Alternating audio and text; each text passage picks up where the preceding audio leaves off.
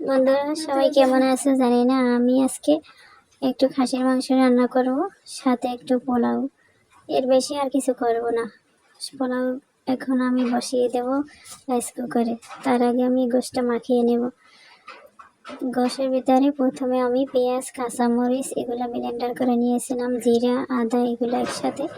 তারপরে লবণ দিয়ে দিলাম, একটু হলুদ দিয়ে দিলাম, মরিচ দিলাম। মরিচ 1 চামচে হবে না, তাই একটু বেশি দিয়ে দিলাম। এর মধ্যে দেখি তেল শেষ হয়ে গেছে, তারপরে আবার আমি সরিষার তেল দিলাম। এটা হয়েছে তেলে রাখা যে জিরার গুঁড়া, সেই জিরার গুঁড়া দিয়ে দিলাম। এখানে রসুন দিয়েছিলাম না, রসুন বাটাটা দিয়েছি। এলাচ দারচিনি আমি প্রায় আস্ত দেই না, বেটে দিই, কিন্তু আজকে আস্তই দিয়ে দিলাম, সময় ছিল না তাই। একটু মাখিয়ে এখন আমি সুন্দর করে ম্যারিনেট করে রেখে দেব। এখানে যত মাখাবেন ততই মজা হবে।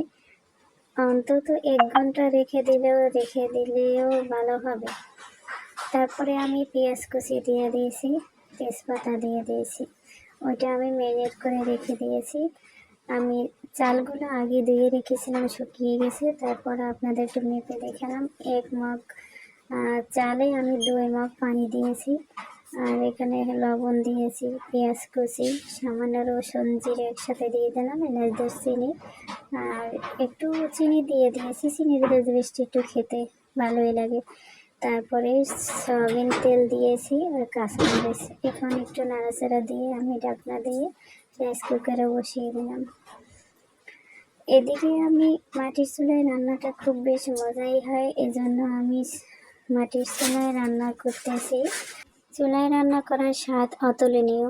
এই স্বাদ কারো কাছে বলে প্রকাশ করা যাবে না, খেয়ে দেখতে হবে। এই তো আমি কষানো হয়ে আসছে, তারপরে একটু পানি দিয়ে আমি আরও ভালোভাবে কষিয়ে নেব। গরুর মাংসতে প্রেশার একটু বেড়েই যায়, এই জন্য খাসির মাংসটা আজকে রান্না করলাম। আর দেখেন এর ভিতরে আমার কষানো হয়ে গেছে। কষানো মাংস খেতে আমার খুব ভালোই লাগে। আপনাদের কেমন লাগে? কষানো আমার একটু খেতেই হবে। কষানো মাংস এবং চর্বি, তাও অনেক মজা লাগে। এই যে আমার কষানো শেষ হয়ে আসছে।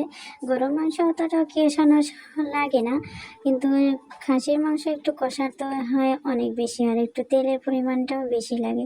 একটু তেল যদি না দেওয়া হয় তাহলে মাংসের কালারটাই আসে না, চেঞ্জ হয়ে যায়। পুরো সিদ্ধ হওয়ার জন্য আমি পর্যাপ্ত পরিমাণে পানি দেব। পানি দিয়ে তারপরে আমি সুন্দর করে নেড়েচেড়ে ঢাকনা দিয়ে দেব। দেখেন পোলাওর সাথে আমি অন্য কিছু করব না, শুধু ওদের মাংস আর পোলাও হলেই ওকে। আর যদি রোস্ট করা হয় তাহলে ওদের 1 পিস রোস্ট আর পোলাও দিলেই এনাফ। এই জন্য আজকে মাংসটা যখন নিয়েছি সবারই পছন্দ, তাই আমি এদিকে জল দিয়ে চলে আসলাম। দেখি পোলাওটা এর ভেতরে হয়ে গেছে। পোলাওটা হয়ে গেছে, কিন্তু এখন একটু এরকম দেখাই, হয়তো কতক্ষণের পরে একটু ঝরঝরা হয়ে যাবে, যেহেতু এটা রাইস কুকারে দেওয়া, তার জন্য। আমার এদিকে গোশটা হয়ে গেছে, সেটা আমার স্কিপ হয়ে গেছে, দেখানো হলো না। এদিকে ছেলে বায়না করলো রুটি আর মাংস খাবে, তাই